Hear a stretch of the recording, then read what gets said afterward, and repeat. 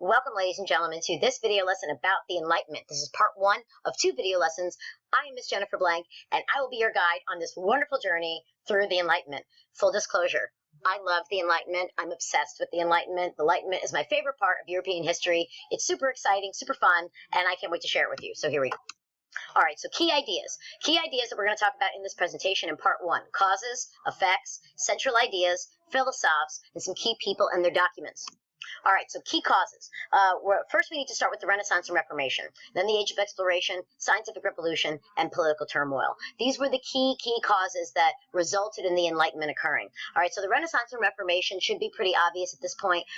Both challenged existing church and monarchical authority in many ways, and this opened the door for other people to pursue intellectual greatness, to engage in intellectual curiosity and push the envelope, think deep thoughts, try deep things. Independent of these existing structures that were stopping people from exploring their own humanity and from advancing our societies past a certain point. So the streaks of individualism in the Renaissance, of secularism, these things were important. Also humanism, because as we will find out later, the Enlightenment was fundamentally humanistic. Reformation was important fundamentally because it opened the door for humans to reason out things for themselves, right? Instead of the church interpreting for you, the Reformation encouraged individual Christians to interpret for themselves. People should learn to read and write so that they could read and interpret the Bible and understand what God wanted of them. And even though the Enlightenment is fundamentally not religious, I would say it borders on anti-religious. Still, the Reformation opened this door that the Enlightenment was able to walk through. Okay, the Age of Exploration was important too because it pushed humanity to explore things outside of the spiritual realm. We had things we wanted to accomplish. We needed more resources. We wanted to explore the new world, and in order to do that, we had to experiment, and we had to come up with new inventions and new ideas in order to facilitate those desires. So that opened the door to scientific exploration, which brings us to the scientific revolution itself. The introduction of the scientific method was key because the Enlightenment thinkers would take the scientific method and apply that to human society in an effort to deal with the political turmoil that they had seen throughout history and were experiencing directly. So these are all key causes that you need to be aware of. All right, effects, big effects. We got political, we got economic, we got social, we've got intellectual, right? So political changes with the American Revolution, which is the first experiment, real, true experiment in self-government, and still goes on to this day. That one was successful. The French Revolution, although also based on the Enlightenment, was not successful. We'll talk more about why it was not successful in a couple of units. All right, so this is our foray into representative government, into people governing themselves, all right, without this top overarching monarch or church structure to deal with.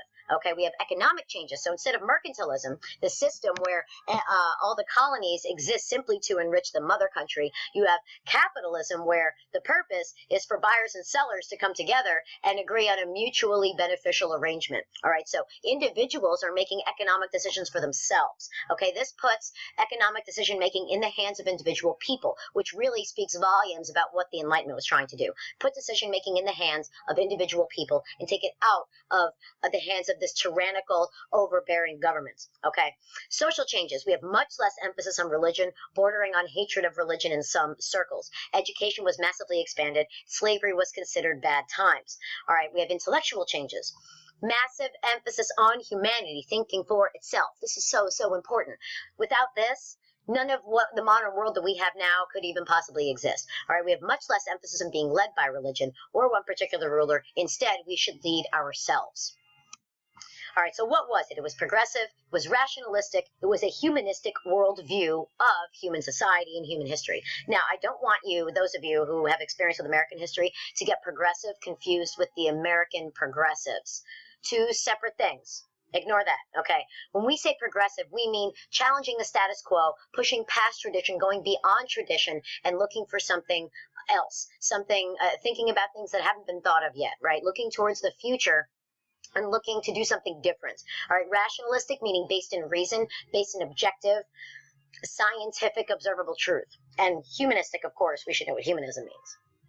So this, pardon me, this idea emerged out of the scientific revolution, and this culminated in the French Revolution, which is where we get the date range from about 1690 to 1789. That's the date range for the era of the Enlightenment. Now, if you were to say the 18th century, I think you'd be fine. Personally, I would be fine with that if that's what you said.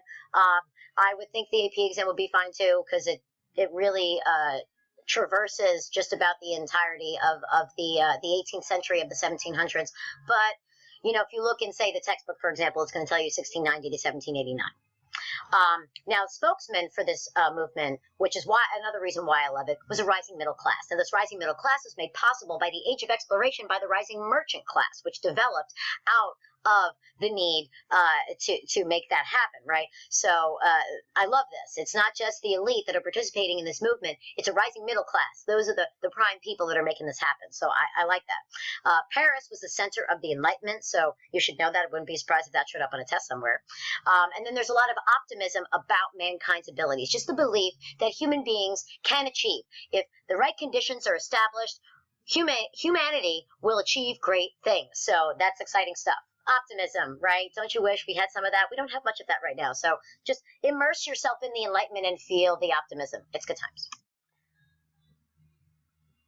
All right, so central ideas. As I intimated earlier, we have a massive distrust of tradition and revealed religion. People are not fans of some cardinal or some bishop telling you this is what you must believe, this is what you must do. People want to look and determine for themselves. Also, this idea of, well, we've always done it, so we should just keep doing it like this. The Enlightenment thinkers are not about that. See, that's a box. And Enlightenment thinkers don't like boxes. Enlightenment thinkers want to destroy the whole box and burn that thing. Okay, they want to get rid of the box. Because if we want to really improve society and make society better, we have to look outside that box. We have to stop putting ourselves in these boxes of things. This is what we have to do, and we have to be willing to experiment. We have to be willing to take risks.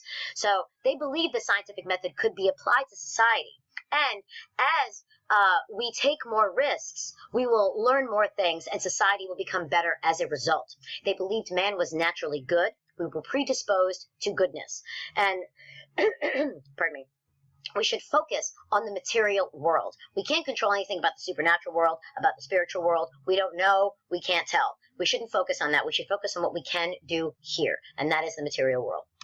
So, philosophers. These guys were 18th century French intellectuals. Guys, there were a few girls too, but mostly men. Listen, we're still dealing with patriarchy, so we just have to accept that that's the reality. They addressed a very broad audience, which was awesome. They were looking to reach a whole lot of people, not just a specific segment, but lots of different people. They were committed to reforming the problems they saw within their societies. They celebrated the scientific revolution as a very, very important movement in human history. Isaac Newton was their idol. Sir Isaac Newton is the man. So when you think of Enlightenment, you think Sir Isaac Newton. The Enlightenment thinkers really credited him with opening the door for them to think their deep thoughts and do their deep things. They also believed, like I said earlier, that science could be applied to society for the purpose of improving it.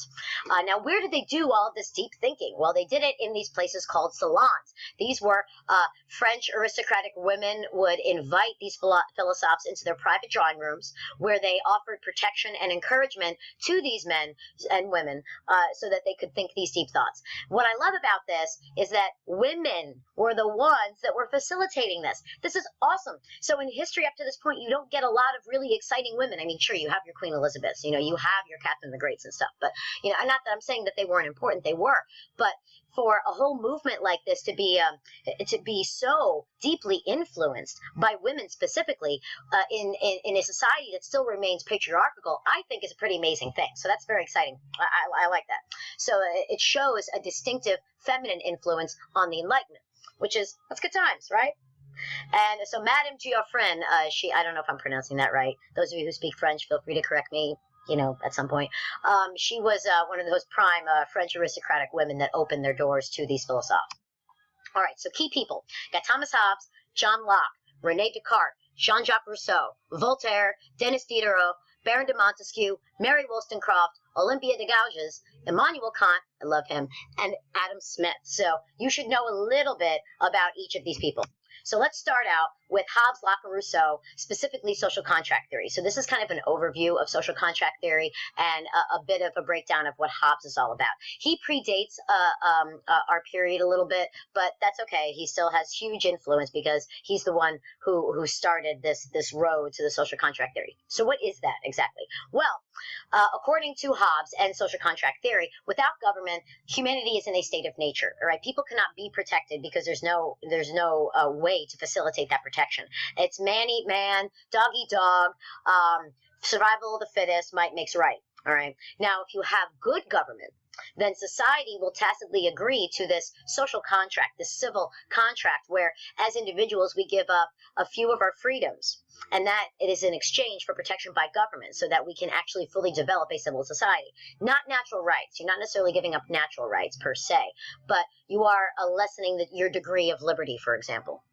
Now, Hobbes firmly believed in the state of nature, but he also believed that rational analysis applied to government could solve a lot of our problems. He attacked the concept of divine right because it wasn't rational, but he did support strong monarchy because his view of human nature necessitated a strong leader, okay? But he did attack the concept of divine right, which opened this door to challenging other ideas. This is a quote from Hobbes from Leviathan, which is probably his most famous work. You should memorize that, Thomas Hobbes, Leviathan. Wouldn't be surprised if that showed up on a test. For as long as every man holdeth this right of doing anything he liketh, so long are all men in the condition of war. But if other men will not lay down their right as well as he, then there is no reason for anyone to divest himself of his. For that were to expose himself to prey, which no man is bound to, rather than to dispose himself to peace. So if we enter into the social contract and everybody agrees to it, we would be predisposed, more likely to seek peace as opposed to seek war. Now, let's take a closer look at this. This is John Locke. Very, very important. You need to know as much as you can about John Locke. He was the primary influence for the American Revolution, whereas Rousseau would be the primary influence for the French, but we'll get to that. So Locke articulated this concept of natural rights, that every single human being is born with the idea of these natural rights of life, liberty, and property. Not that you are entitled to property. Do not misunderstand. No one is entitled to, here's a house. No.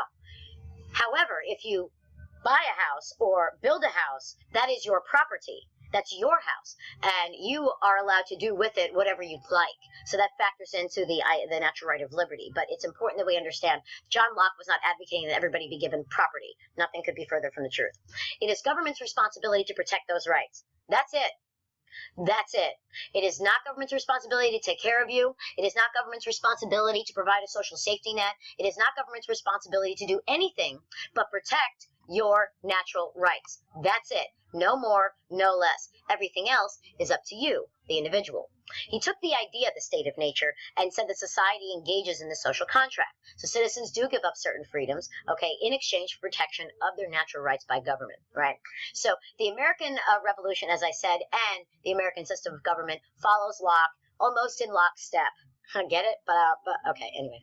So he also believed that human beings functioned as a tabula rasa, right? Human beings are a blank slate.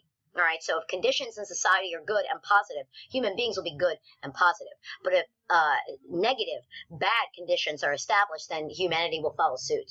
All right, here's a quote from John Locke. The state of nature has a law of nature to govern it, which obliges everyone. And reason, which is that law, teaches all mankind who will but consult it, that being all equal and independent, no one ought to harm another in his life, health, liberty, or possessions. And when his own preservation comes not in competition, ought he, much as he can, to preserve the rest of mankind, and may not, unless it be to do justice on an offender, take away or impair the life, or what tends to the preservation of the life, the liberty, the health, limb, or goods of another. So basically, as long as somebody isn't messing with your life and isn't messing with your natural rights, like what's your damage? Like what's your problem? Like why do you have such a problem with what they're doing? If it's not affecting you, who cares? Leave them alone. And he's saying that if humans focused on that, on just living your life and doing your thing and making sure nobody's interfering with your natural rights, you really have no need to interfere in the natural rights of another. So this comes from John Locke's Second Treatise of Civil Government. So you should also memorize that. All right. So Rousseau, social contract and the general will. In the social contract, citizens give up freedoms to be a part of the general will and follow that will no matter what. The French Revolution followed Rousseau in lockstep. Now, you can read that quote on your own. I'd like you to pause it. Take a look at that quote. Very, very important. So the French failed. They followed Rousseau. We'll talk more about that in a couple of weeks. That's the end.